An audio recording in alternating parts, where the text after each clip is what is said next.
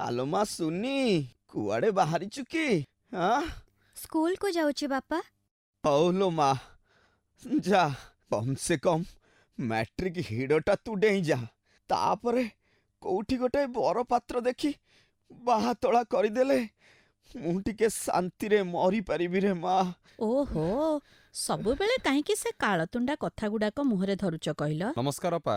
ଆରେ ଆରେ ମନୋଜ, ଏତେ ଦିନେ ଏ ଅପା କଥା ତୋର ମନେ ପଡ଼ିଲା? ଭାଇ ନମସ୍କାର। କିରେ ମନୋଜ, ତୁ ଆଇଲୁ ଭଲ କଲୁ। ଆଉ ଖବର କଣ କହ? ତୋର ସବୁ ଭଲ ତ? ହଁ ଭାଇ, ଭଲ ଆଉ କଣ, ସେମିତି ଆଉ। ତମ ଦେହ ଟିକେ ଭଲ ଅଛି ନା? ଆଉ କଷ୍ଟ ସହି ହଉନି। ମତେ କିନ୍ତୁ ଲାଗୁଛି ମୋର ଆଉ ବେଶୀ ଦିନ ନୁହଁ। ଗୋଟାଏ ଝିଅ ଜନ୍ମ କରିଥିଲି ଯେ ତାକୁ ବାହାତୋଳା କରିପାରିଲିନି। ଠିକ୍ ମୋ ବାପା ପଣିଆ। ଓହୋ ଭାଇ, ତମେ ଅଯଥାରେ ବ୍ୟସ୍ତ ହଉଛ। ମୁଁ ପରା ଅଛି, ଖୋଦ୍ ତାର ମାମୁଁ। ଓହୋ, ନିଜ ମାମୁଁ ନହେଲି ନାଇଁ, ମାମୁଁ ତ। ହେଇଟି ଅପା, ତୁ ଯଦି ଚାହିଁବୁ ତୋ ଝିଅ ସୁରୁଖୁରୁରେ ରହିବ, ପାଠ ପଢ଼ିବ, ଚାକିରି କରିବ, ଆଉ ଭଲ ଘରେ ବାହା ବି ହବ। କେମିତି କିରେ ମନୋଜ? ଲୋ ଅପା, ତତେ ଯାହା ସପନ ପରି ଲାଗୁଛି, ତୁ ଦେଖିବୁ ମୁଁ କେମିତି ତାକୁ ସତ କରିଦେବି। ସତ କରିଦେବୁ? କେମିତି କିରେ? ଆମ କମ୍ପାନୀର ମାଲିକ ଶୁଭେନ୍ଦୁ ବଳିଆର ସିଂ। ନାହିଁ ନଥିବା ସମ୍ପତ୍ତି, ଗାଡ଼ି, ଘୋଡ଼ା, ବଙ୍ଗଲା, ବ୍ୟାଙ୍କ ବାଲାନ୍ସ, କୋଉଥିରେ ଅଭାବ ନାହିଁ। ପରିବାରରେ ନିଜର ବୋଲି କହିଲେ କେହି ନାହାନ୍ତି। ସ୍ତ୍ରୀ ତ 10 ବର୍ଷ ହେଲାଣି ଚାଲିଗଲାଣି। ଗୋଟିଏ ଅଲିଅଳି ଝିଅ, ଏଇ ଆମ ଠିକ୍ ସୁନି ପରି। ଏ ଅଲିଅଳି ଝିଅ ଥିଲା ଯେ ସେ ବି ଆରପାରିକୁ ଚାଲିଗଲା। ଝିଅକୁ ହରେଇ ବାପା ବର୍ତ୍ତମାନ ପାଗଳ ପ୍ରାୟ। ମାନସିକ ଅବସ୍ଥା ଅତ୍ୟନ୍ତ ଖରାପ।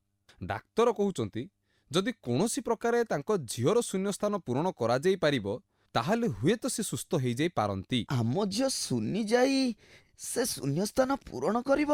ହଁ, ଅସୁବିଧା କଣ? ସେଥିପାଇଁ ସେ 1,00,000 ଟଙ୍କା ଦେବେ। 1,00,000 ଟଙ୍କା? ଖାଲି 1,00,000 ଟଙ୍କା ନୁହଁ, ସୁନିକୁ ପାଠ ପଢ଼େଇ ଉଚ୍ଚ ଶିକ୍ଷିତ କରିବେ। ସେ ବଡ଼ ଚାକିରି କରି ବଡ଼ ଘରେ ବାହା ହବ। ଏ ନୁଆଣିଆ ଚାଳ ଘର ଛାଡ଼ି ଆଲିସାନ ବଙ୍ଗଳାରେ ରହିବ, ଅୟସ ଆରାମ କରିବ। ଆଉ ଏଥିରେ କଣ ତମ ବାପା ମା ଦିଟାଙ୍କର ମନ ଖୁସି ହବନି? ମୋ ସୁନି ଭାଗ୍ୟରେ କଣ ସତରେ ଏତେ ଖୁସି ଅଛି? ଅଛି ମାନେ ନିହାତି ଅଛି ନା। ମୁଁ ତାର ମାମୁଁ ହେଇ କଣ ତାର ଅମଙ୍ଗଳ ଚିନ୍ତା କରିବି? ତମେ ଯଦି ମୋ କଥାରେ ରାଜି, ତେବେ ଏଇ ସାଙ୍ଗେ ସାଙ୍ଗେ ମୁଁ ତମକୁ 50,000 ଟଙ୍କା ଦେବି।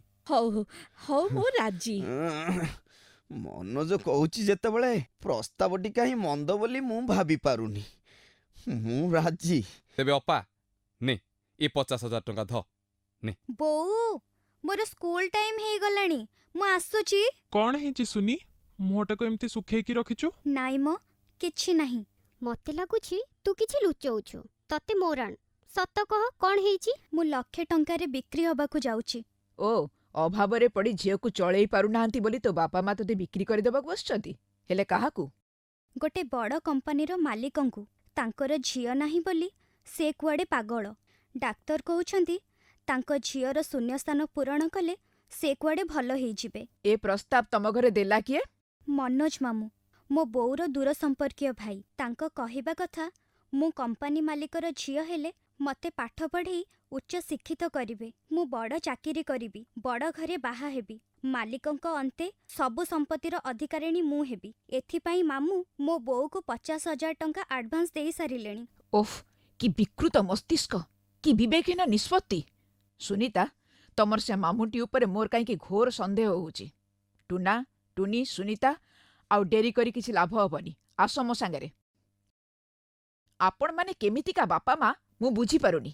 1,00,000 ଟଙ୍କାରେ ଝିଅକୁ ବିକ୍ରି କରିଦେବାକୁ ବସିଛନ୍ତି? ବିକ୍ରି କାହିଁ କରିବୁ ବା? ଏଠି ଝିଅ ଅଭାବରେ ସଢୁଥିଲା, ସେଠି ଅୟସ ଆରାମରେ ଚଳିବ, ପାଠ ସାଠ ପଢ଼ି ଚାକିରି କରିବ, ବଡ଼ ଘରେ ବାହା ହବ। ଏଇ ଖୁସିରେ ଆମେ ରାଜି ହେଇଥିଲୁ ନା। ଆପଣ ମନୋଜ ବାବୁ ନା, ଝିଅର ଦୂର ସମ୍ପର୍କୀୟ ମାମୁଁ? ସେଇଥିପାଇଁ ଦୂରେଇ ଦୂରେଇ ରହି ଭାଣିଜୀର ଚେର କାଟିବାକୁ ବସିଛନ୍ତି? କଣ ଆପଣ କହିବାକୁ ଚାହୁଁଛନ୍ତି? ଯୁବତୀ ଚାଲାଣକାରୀ ରାକେଟ ସହିତ ଆପଣଙ୍କର ଲିଙ୍କ ଅଛି। ଏକଥା ମୁଁ କହୁନି, ଆଇନ କହୁଛି, ପୋଲିସ ରେକର୍ଡ କହୁଛି। ଆଉ ଇଏ ହଉଛନ୍ତି ଆପଣଙ୍କର ଦୂର ସମ୍ପର୍କୀୟ ଭାଇ, ଯିଏ ଆପଣଙ୍କ ଝିଅକୁ 1,00,000 ଟଙ୍କାରେ କିଣି 50 ଲକ୍ଷ ଟଙ୍କାରେ ଦୁବାଇକୁ ଚାଲାଣ କରିଦେବାକୁ ବସିଥିଲେ। ଭଲରେ ମନୋଜ, ଭାଇ ବୋଲି ତତେ ବିଶ୍ୱାସ କରି ସେ କଥାରେ ରାଜି ହେଇଥିଲି। ତୁ ଶେଷରେ ମୋ ଝିଅର ସର୍ବନାଶ କରିବାକୁ ବସିଥିଲୁ। ସରଳ ବିଶ୍ୱାସୀ ମଣିଷ ବେଳେବେଳେ ଏମିତି ଠକିଯାଏ, ଆଉ ତାକୁ ଠକି ଦିଅନ୍ତି ଏଇଭଳି ସ୍ୱାର୍ଥପର ଅମଣିଷମାନେ। ଏଇଭଳି ଅମଣିଷମାନଙ୍କୁ କଠୋର ଦଣ୍ଡ ଦେବା ଉଚିତ। ଆଇନର ହାତ ବହୁତ ଲମ୍ବା, ସତ୍ୟ କେବେ ଅନ୍ଧାରରେ ଲୁଚିବନି। ଦୋଷୀକୁ ଦଣ୍ଡ ନିଶ୍ଚୟ ମିଳିବ।